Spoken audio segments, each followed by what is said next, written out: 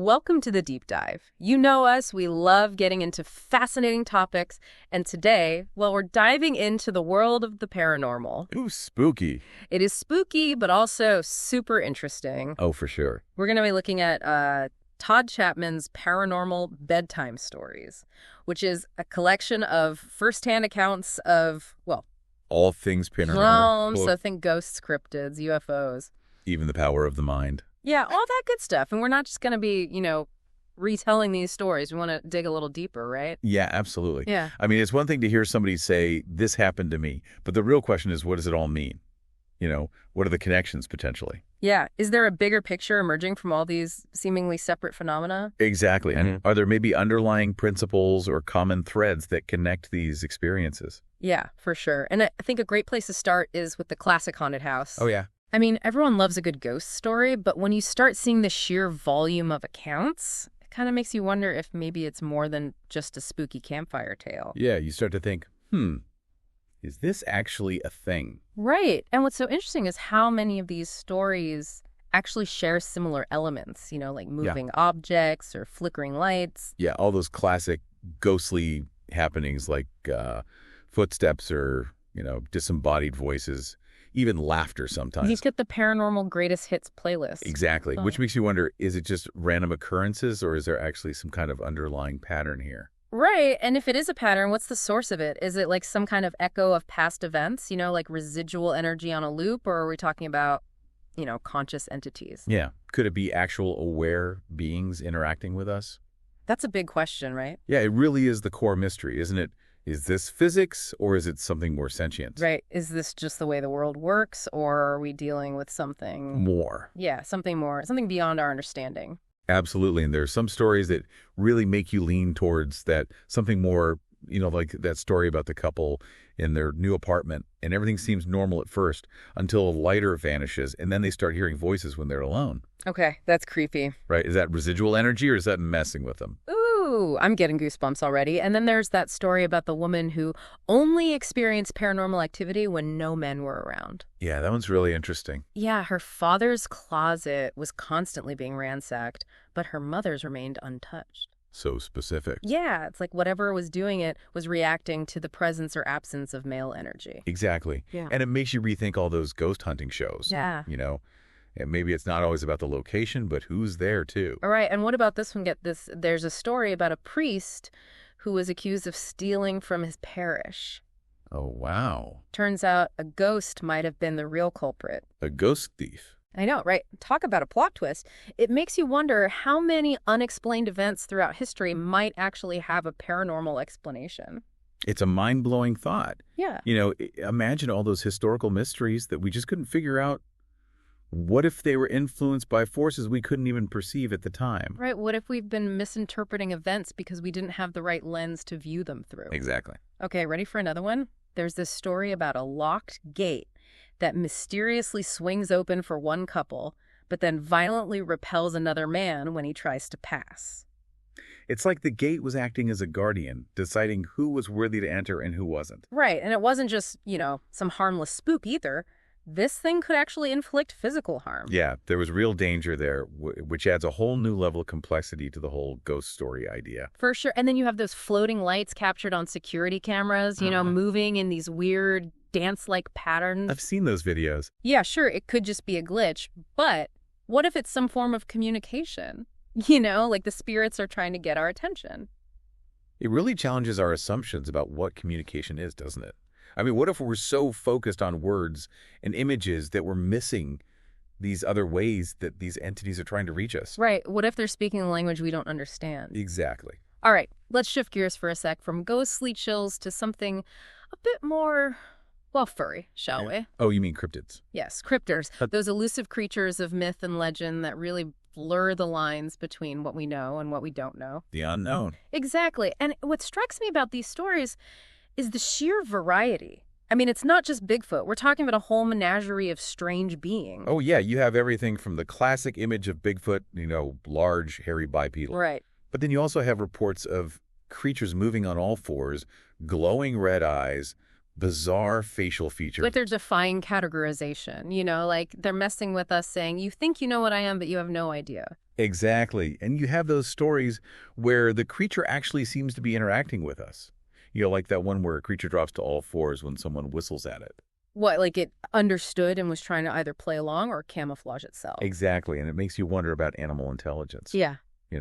Are we underestimating the cognitive abilities of these creatures? Are they capable of more than we give them credit for? Yeah, for sure. And some of these stories are just straight up terrifying, like that one about the guy driving through New Mexico late at night and encounters this massive creature running alongside his car.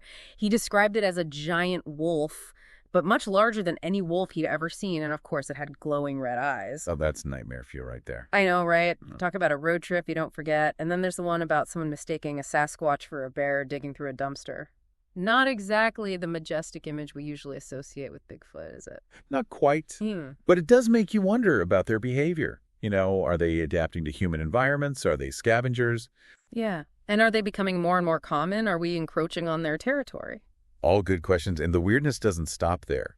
There's even a report of a lizard man leaping from a roof into a lake. What? Yeah, a full-on observation of a creature that defies our understanding of biology and evolution. It's like nature saying, hold my beer, watch this. Exactly. It's like nature's playing a game of how weird can I get, and we're just starting to figure out the rules. Right, and then there's the story of the man in Arizona who comes face to face with this massive dark brown creature with piercing yellow eyes just standing there watching him. It's that feeling of being observed by something unknown, something potentially dangerous that really gets under your skin. It's like that primal fear of being hunted. That awareness of being vulnerable in the face of something more powerful. Yeah, you never know if it's going to stay watching or decide to do something more. Yeah, and even if it's just a story that fear lingers. It does, for sure. And, while some people might dismiss these accounts as tall tales or misidentifications, the sheer number of witnesses who are genuinely shaken by these experiences can't be ignored. Right. These are people whose lives have been changed by these encounters. It's their truth, and it deserves to be explored, even if it challenges our understanding of the world. Absolutely. Okay, I think we need a break from these creepy creatures for a minute. Let's blast off into the realm of UFOs and alien contact, shall we? Buckle up. This is where things get really out there. And just like with cryptids, the descriptions of UFOs are all over the map. Oh, yeah. Classic saucers, glowing orbs, even triangular clouds. Some objects appear and disappear instantly like they're teleporting. What kind of technology are we dealing with here? Or is it something beyond our current understanding of technology altogether? Right. What if it's not technology as we know it, but something else entirely? Exactly. Something that bends the laws of physics as we understand them. Right. Okay, this story is wild. There's this woman who discovered a glowing saucer in a photo she'd taken, even though she hadn't seen it when she snapped the picture. It's almost like these objects exist on a frequency we can't normally perceive, but our cameras can sometimes pick them up. It makes you question our own senses, doesn't it? What if there's a whole world happening around us that we're just blind to? Right, and then you have the campers who had a metallic saucer hovering just a few feet above their tent. I mean, what were they doing so close? Were they observing, communicating, or something even more bizarre? Right. What was their intention? That's the million-dollar question, isn't it? What do they want? Are they friendly? Should we be worried? It's a question that has captivated humanity for centuries, and we still don't have a definitive answer. And then there's the story of the hikers who were followed by a bright light that was also picked up on radar by a nearby Air Force jet. So it wasn't just their imagination. This thing was real, and it was tracking them. That's creepy. Yeah, and it lends credence to their story. It wasn't just them seeing things. Right, it was corroborated by official sources. Exactly. Oh. Which makes it all the more intriguing and maybe a little bit frightening. Yeah, for sure. So all these stories lead back to that big question. What do they want? Are they friendly, or should we be worried? It's both exhilarating and terrifying to contemplate, the possibility of alien contact. Yeah.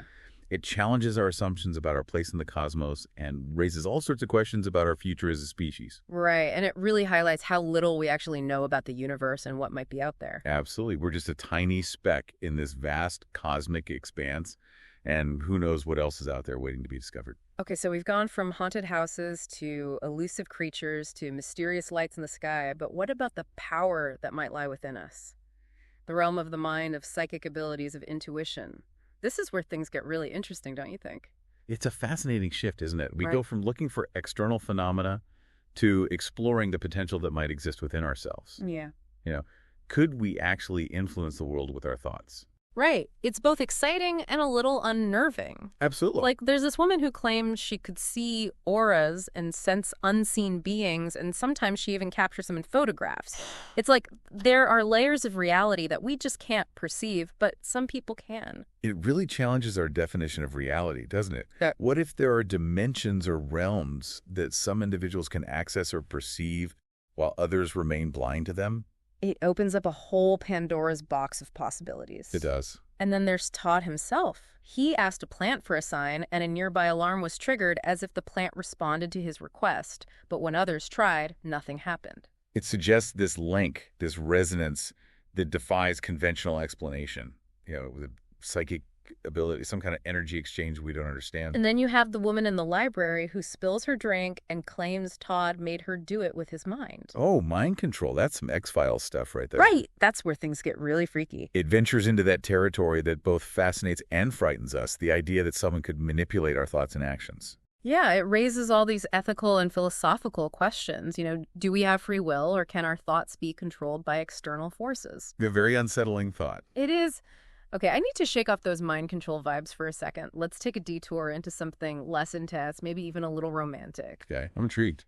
There's this account of a woman who was out gardening and suddenly smelled the strong perfume, but no one else was around. A phantom fragrance. Right. And, at first it seems harmless enough, but here's where it gets interesting later, that night lights in her house start flickering, and she experiences these extreme temperature changes. Oh, no. Yeah, it's like the scent was a harbinger of paranormal activity, a subtle warning that something else was at play. So it wasn't just a random whiff of perfume, but a whole haunted house situation brewing. Exactly. It makes you wonder if these entities are attached to specific locations or if they can, follow us home. Now that's a chilling thought, bringing back something from a place with a lot of paranormal energy. Like the ultimate unwelcome house guest. And speaking of unsettling things that lurk in our homes, what about haunted dolls? Those creepy porcelain dolls that seem to move on their own? Oh yeah, the classic haunted doll trope never fails to creep people out. Right. And it's not just dolls. There are tons of stories about people seeing faces or figures in mirrors that aren't actually there. It's like those reflections are portals to another dimension. Or maybe a glimpse into our deepest fears. It's like looking into a dark mirror. What we see might not be an external entity, but a reflection of our own internal anxieties and fears. What I find really striking about all these stories is that they often come from everyday people, not just self-proclaimed ghost hunters or paranormal enthusiasts. It's like these experiences are happening all around us all the time. And most of us are just oblivious. Yeah, what if these encounters are way more common than we realize, but we just dismiss them as our imaginations playing tricks on us? It really makes you question what we consider normal. Right. And what if the line between the paranormal and the everyday is much blurrier than we think? Okay, I gotta ask this. It's been swirling around in my head this whole time. What is it? Could all these seemingly separate phenomena, ghosts, cryptids, UFOs, even psychic abilities, actually be interconnected like different facets of the same grand mystery? It's a question that has fascinated researchers and experiencers alike. Are these distinct phenomena, or are they all expressions of something we haven't fully grasped yet? Like, what if there's this underlying force or energy that connects everything? It's like we're staring at pieces of a giant puzzle trying to figure out how they fit together. And maybe, just maybe, the picture they reveal will challenge everything we thought we knew about reality itself. It's the ultimate cosmic mystery. Now you're speaking my language. But okay, back to paranormal bedtime stories. Mm-hmm. You mentioned some accounts stood out as particularly strange or disturbing.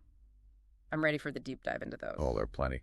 One that immediately comes to mind involves a man investigating a supposedly haunted house. And he describes this feeling of immense pressure on his chest, like he was being suffocated. Oh, wow. Was anyone else there? Did he see what was causing it? That's the unsettling part.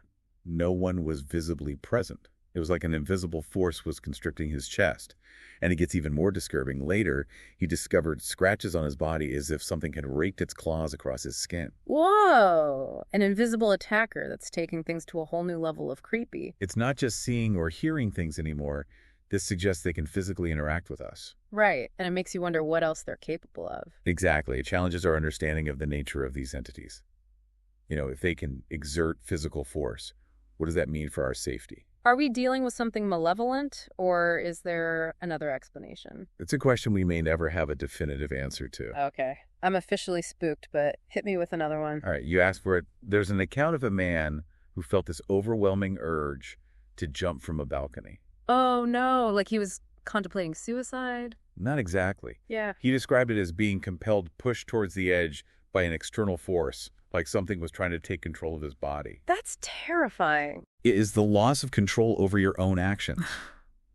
The idea that some entity could manipulate us, like that it really taps into some primal fears. Absolutely. And it makes you question our understanding of free will. You know, if our thoughts and actions can be influenced or controlled by external forces, then what does that say about us as individuals? It's a deeply philosophical and unsettling question. It is for sure. Okay. I need a moment to process that. Can we move away from the mind control for a bit? Sure. Let's talk about a phenomenon that's both intriguing and disturbing: sleep paralysis. Okay. There are several accounts in the book where people describe waking up in the middle of the night completely paralyzed, unable to move or speak. I've heard of sleep paralysis. It sounds terrifying, but what makes it paranormal? Isn't it just a medical condition? Well, sleep paralysis does have a scientific explanation, Uh-huh. but the experiences described in these accounts go beyond the typical symptoms people describe: feeling a presence in the room, a dark figure looming over them, sometimes even whispering in their ears. So it's like sleep paralysis becomes a gateway for something else to enter. Exactly. It blurs the lines between our internal and external realities. Is it our subconscious creating these terrifying hallucinations, or is something else intruding upon our minds during these vulnerable moments? It's a chilling thought. It is. You know, it's amazing how these stories can evoke such strong emotional responses in people. You know, fear, fascination, even a sense of wonder. It's the mystery that draws us in. We're hardwired for stories, for explanations, for making sense of the world. And when we encounter something that defies logic, it triggers this primal curiosity. It's like our brains are going, hold up, this doesn't compute, rewrite the code. There's got to be a reason. That's a great way to put it. And that drive to understand, to explore, is what fuels our fascination with the paranormal. It's a journey into the unknown, a quest for answers, even if those answers lead to even more questions. And that's what keeps us coming back for more. Absolutely. The paranormal is a constant reminder that there's so much more to existence than we can currently perceive. So what's the key takeaway you hope our listeners are getting from all this? I think the most important thing is to cultivate open-mindedness. Don't dismiss experiences just because they challenge your current worldview. Be willing to question, to explore, to consider alternative perspectives. It's about embracing the mystery, right? Acknowledging that there are things in this universe we may never fully understand, and that's okay. Precisely. It's about embracing the unknown, acknowledging the limits of our knowledge, and recognizing that the pursuit of understanding is a journey, not a destination. Well said. And on that note, we want to thank you for joining us on this deep dive into the paranormal. We hope you've enjoyed exploring these strange and intriguing encounters alongside us. Remember, keep an open mind, stay curious, and never stop questioning the truth. Whatever it may be is out there waiting to be discovered.